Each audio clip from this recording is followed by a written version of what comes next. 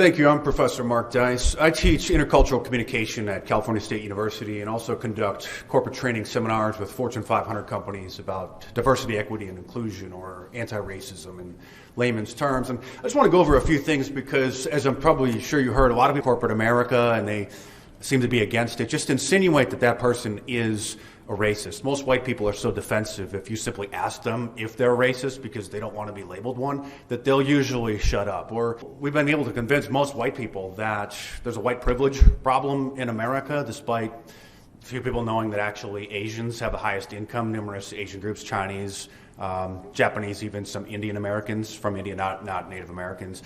And also, nobody really talks about this, thankfully, but they are starting to wake up that white people are a minority in California and Hawaii and Texas and soon to be numerous other states, Nevada, Georgia, and Maryland as well. We have been having a lot of success with the media. They'll ignore black supremacist crimes like when Mike Xavier Johnson killed all those police officers in Dallas, Texas during the Black Lives Matter march. The media thankfully swept that under the rug and ignored that. Also, that subway shooter in Brooklyn, he was a black supremacist as well. He thought that he got fired because he imagined that it was a racist boss, and then that really set him off. Good evening, members of the Escondido City Council and Deputy Mayor. I'm so pleased to be here this evening. I'm Sarah Gerling. I'm a labor representative representing 1,400 RNs and 1,700 caregivers with the Palomar Healthcare District for the California Nurses Association and the Caregiver and Healthcare Employees Union. So at the last City Council meeting here in Escondido, our members, RN Gigi Narisma and Gil Millan, a food and nutrition service worker, spoke here about working conditions at Palomar Health, which continue to worsen under the current administration of CEO Diane Hansen. Immediately afterwards, Palomar Health made them the subject of a pointedly retaliatory investigation. And last week, Palomar Health HR summoned Gil Millan for an investigatory meeting at an off-site location, away from the eyes of his colleagues at the hospital. Additionally, every question they asked Gil was framed in a retaliatory manner and was, very much evidence of a retaliatory investigation. So they asked him questions directly and only about comments he made here at this podium where I'm speaking now. They asked him if he would agree that his comments made here on the record were malicious, discourteous, unprofessional, unacceptable, insubordinate, inappropriate, or false. So Gil told them, and I will quote, he said, "We do have a short staffing problem and the hospital, and the layoffs of hundreds of workers during the pandemic is something that we continue to struggle with over the last 2 years. And it's not fair to lose so many employees from the community at this hospital. As a member of the community, we needed to accommodate all the patients that were coming through the doors that were sick." So that's what Gil said in the investigation. He also told them, in response to their questioning, he said, "I'm going to speak about things that affect my community and my family, and I would love to see better service for our community members. That's what we're here for. And if I come here as a patient," he said, "I want to get help. We are the public. I live here," Gil said. He said, "I pay taxes, and we need improvements. Just because I speak out, right now I'm going to be reprimanded." He said, "I've been here for 34 years as an employee. I don't want to leave in a bad, way. I love Palomar. I want to retire here. I keep telling everyone that comes to the cafeteria that I want to help. That's my passion." So these are the words of Gil this past week in that investigatory meeting. So in closing, honorable members of the City Council, I'll just add that Gigi Narisma, the RN that stood here at the last meeting, she's up for the investigatory meeting, and we know it's going to be similarly brutal. This administration is gagging every worker that speaks out to the community about what's going on at Palomar, and we're calling on this council to demand Palomar help back off the attacks on the nurses and cease this activity immediately if Palomar Health takes action against Gil or Gigi for their comments. Ms. Gerling, we'll have to ask you to wrap up, please. Thank you, ma'am. Then democracy will be hindered in the city. An injury to our nurses and caregivers is an injury to all. Thank you, Madam Deputy Mayor and council members. Thank you, sir. So we're talking about taking a couple $1 million out of our 115 account for this, which I'm in complete opposition to. I don't want us to be using any of those funds for attempting to balance this budget. And you're probably not asking for this. I'm just making this statement now.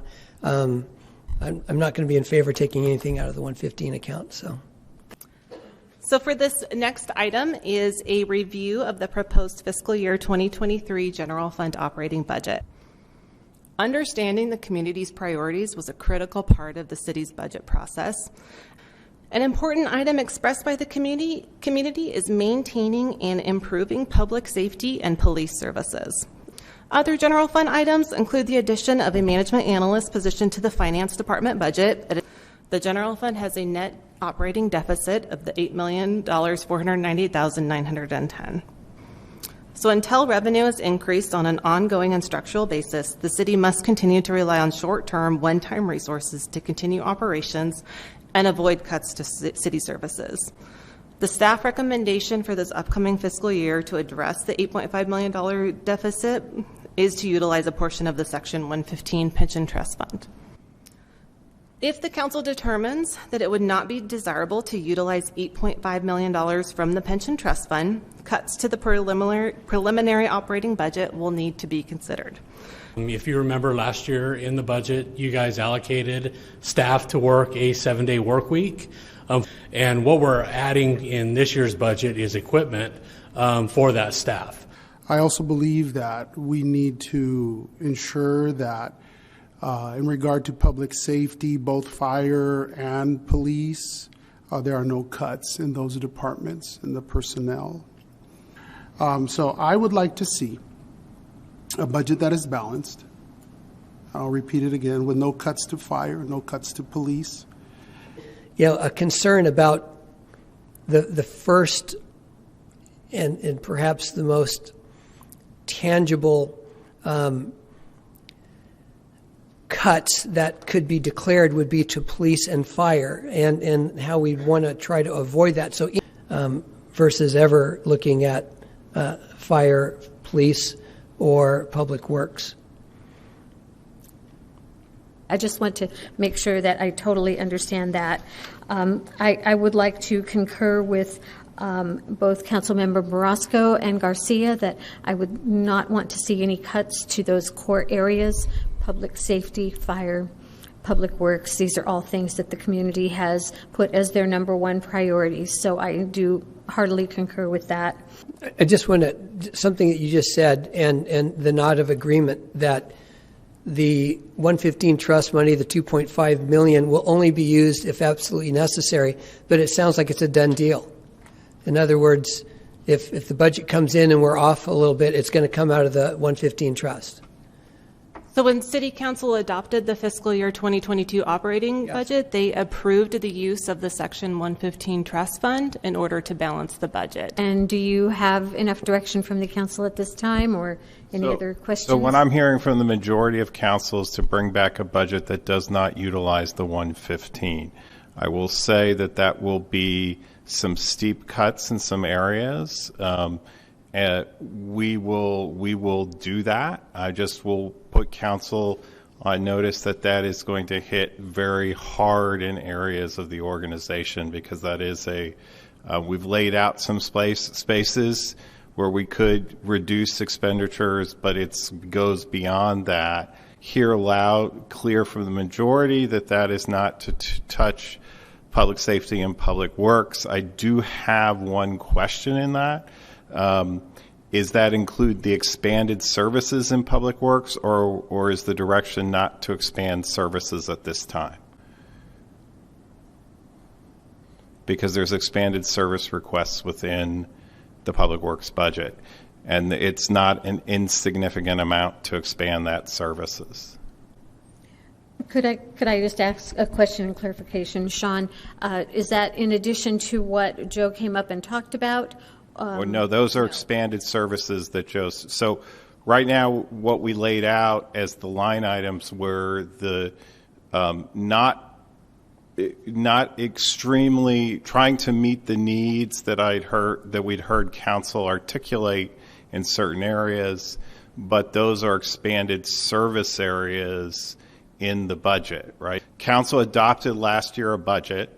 The philosophy was to utilize the 115 to backfill. This is a significant departure. We do have a structural issue. I wasn't here at the last budget cycle, so I'm hearing the desire to not utilize the FIT 115 to backfill. We will absolutely live by that, but I just want to make council know that that means that some things go off the table rather quickly. And again, the 115 is there as a safety valve. Because the city manager also believes that you cannot live beyond your means, right? So we have to address this issue.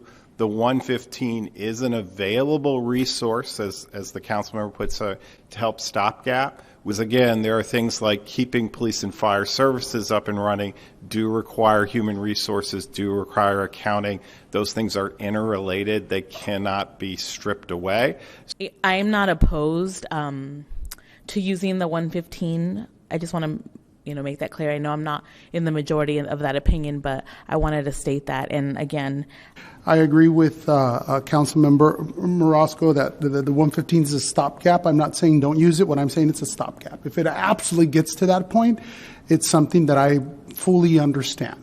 We will bring back a balanced budget. I was just making sure council knew that that was going to be a painful conversation, and that the 115 had been used in the past as a vehicle, and I heard that, and I just wanted to make sure I clearly communicated that it would be a painful conversation, right? And that this city manager also has some issues with continuing to live with one-time resource, and that I'd already budgeted in the upcoming budget, which I will tell council we really need to do. No matter what the outcome of the next couple of budget meetings are, we need, if there's not additional revenue, we need to have a conversation with the community about what the right size of the organization is and what we do on an annual basis. Pavement maintenance and rehabilitation, roughly 3 point something million annually for the next couple of years. We have any plans, any grants, anything that's on the horizon that might help with that unfunded portion?